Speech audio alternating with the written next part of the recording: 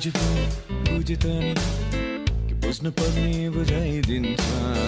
हिँडे थाले नहिँडे पनि जब पुग्नु पर्ने पुऱ्याइदिन्छ धेरै गानी धेरै बानी अनुभूति आइदिन्छ मनैका कुराकानी प्रस्तुति बनाइदिन्छ अत्याधुनिक विकर्षण सोच्नलाई बाध्य हुन्छ